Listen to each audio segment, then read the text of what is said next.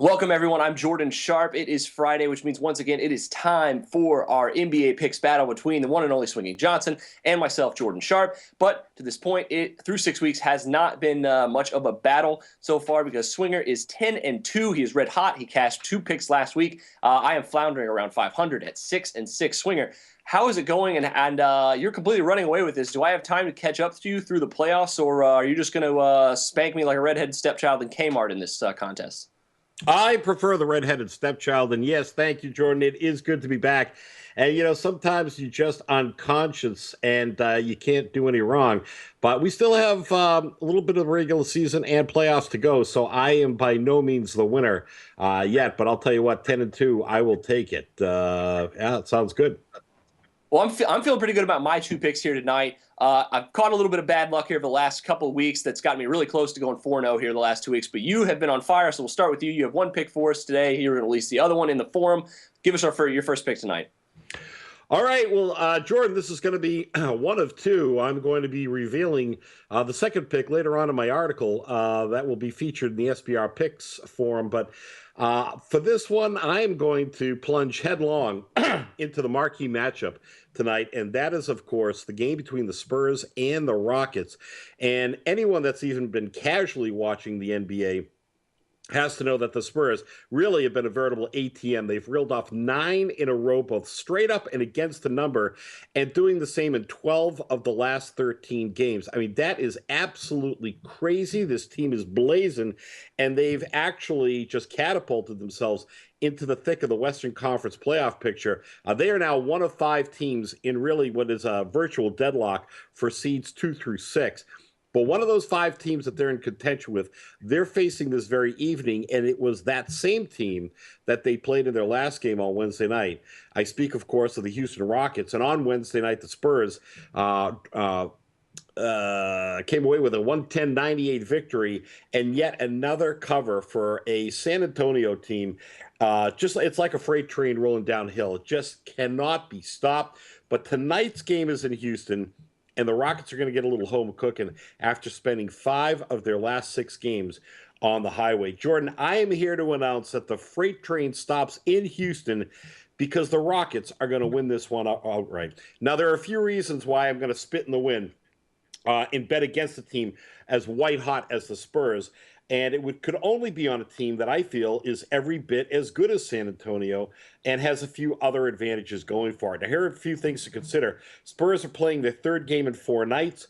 We know that the Spurs have been unconscious during the streak, but they've dropped 4 straight in 7 of 8 at Houston, including a 98-81 blowout back in their only meeting in Houston on November 6th. Let's not forget on Wednesday night, James Harden was coming off a 41-point night against the Thunder, and he dropped 51 against Sacramento a few nights earlier. Man was due for a little bit of a letdown, and he had it. He only went 6 for 15 from the floor in that 12-point loss. Now listen, to wrap up, I just want to tell you about 4 betting trends we should consider here. The Spurs are 0-6 ATS as a road favorite of 3 points or less. Over the past 3 seasons, the Rockets are 8-1 ATS as underdogs of 3 points or less. Houston is 5-0 this season after playing 3 consecutive road games. And finally, Houston is 11-2 against the number after a loss of 10 points or more. And don't you think that a team who gets up for games after getting embarrassed will be up even more for a game against the very team that embarrassed them in the last game they played? Well, I sure as hell think so, which is why the Houston Rockets +3 at home are one of my 2 lock line winners tonight. Yeah, I was looking at this game before we had the call, and it's like strange because the Spurs 9 in a row. You'd think, oh, they're a lock to cover at -3, but then you look at it a little deeper, like you said, 3rd game in 4 nights. They don't play well. They haven't played well in the past in Houston. So I mean, it's really interesting that you're going against the streak of the San Antonio Spurs, who are looking like a title contender once again after getting healthy. But yeah, you're right. That coming back off that blowout, that might be a very interesting spot here for Houston +3. I'm not going to go against you in that one at all. And plus the Spurs. I think even if they did drop this game, and I don't think it would kill them either, which is another factor to keep in mind here as we head down the stretch of the season. I got a couple of plays for you tonight. I'm going to start it off with the earlier contest here. The Toronto Raptors heading into Orlando to play the Magic tonight. Raptors come in as about a 6-point road favorite on this one, total of 201 points. And the Raptors here really need a win to try to stay in that third seed. However, the question is, do they really want to? Because that would mean potentially a second-round matchup with Cleveland, who's already clinched that number 2 seed. But I think that they're going to try to win here tonight against an Orlando team that's going to be a little bit tricky for them because Magic, I think, have been playing a little bit better. Young point guard Elfrid Payton has been playing out of his mind recently. The Rookie of the Year battle has really started to actually get interesting. That's another conversation for another day. But I think the over here could have a lot of value. 201 points, just a little bit too low between these two clubs. The Magic actually pretty good offensive club now that Payton is starting to click. Vucevic obviously is going to have little resistance tonight from Toronto's front court. Over is 8-2 in in Orlando's last 10 home games, and for Toronto the over is 14-6 in their last 20 games overall, 6-1 in their last 7 road games. What do you think about over 201 points tonight between Toronto and Orlando? Yeah, I like it. As a matter of fact, if you look at the last game that Orlando played, scored 105 points against Chicago in a 2-point win. And yeah, you're right. It looks like their offense is starting to click. If you look at some of these betting trends, Toronto the over is 26 out of 38 in road games, in Toronto's road games. Also, if you look at the Magic, the over has gone over 10 of 13 tries in a home game where the total's between 200 and 204.5 points. I like this because I think that Orlando is starting to at least put the rock in the hole, and because Toronto is going to get their share of points. So yeah, I'm digging it. Yeah, another factor too. I also forgot to mention Toronto has just really played down to their competition this season, both against the spread and on the total. And they tend to give up a little bit more on defense when they're playing a lesser team, which is really strange. But they're 21-7 cashing the over in their last 28 games against a team with a winning percentage of less than 40%. I think it's a great play tonight here. A lot of good value with that one. Staying in the Eastern Conference for this next one here, going with a Central Division battle between the Indiana Pacers, who are fighting and clawing to try to get into the playoffs, and they take on the Pistons here tonight.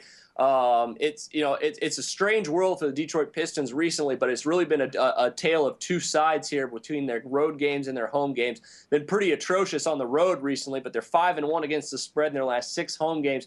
They tend to play a little bit better at the Palace of Auburn Hills, as you've mentioned it on these calls before. You've made some money, I believe, on the Pistons here throughout our calls here the last few weeks. But Pistons are a +5 home underdog here against the Pacers, and I think that's absolutely undervaluing this team with Greg Monroe back.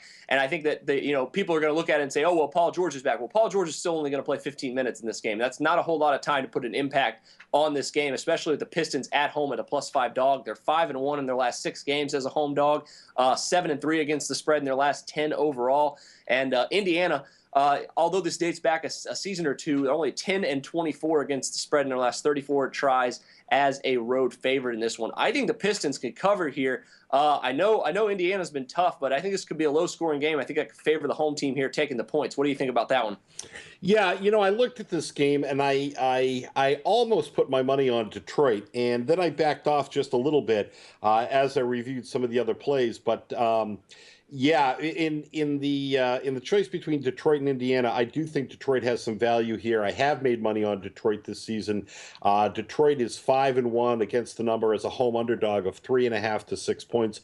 So they do play tough. The only thing that kind of concerns me is their 113-103 loss to the Celtics, a couple nights ago, whereas Indiana looked awesome against.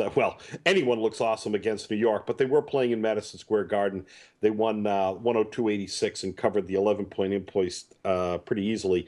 So that was the only thing that kind of deterred me.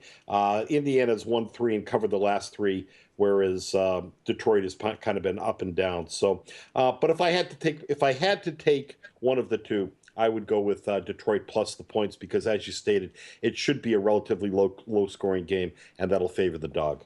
Yeah, I think it's going to be. I think it's going to be a defensive style contest. Does scare me a little bit. The Pistons don't have much to play for right now. Obviously, have nothing to play for, whereas the Pacers have everything to play for tonight. That scares me a little bit. But I still think Detroit, this being a divisional battle, they don't want to see Indiana make the playoffs. They're going to want to try to win this game and spoil their playoff hopes, which would indeed happen, I think, if the Pacers lost this game. So that's where I'm going with my two picks. Make sure you check out Swinging Johnson's extra play here tonight. Later, he'll post that in the forum for you and as an article as well. For Swinging Johnson, I'm Jordan Sharp. Thanks again for joining us. We'll see you next Friday. Best of luck to you on all of your NBA picks tonight.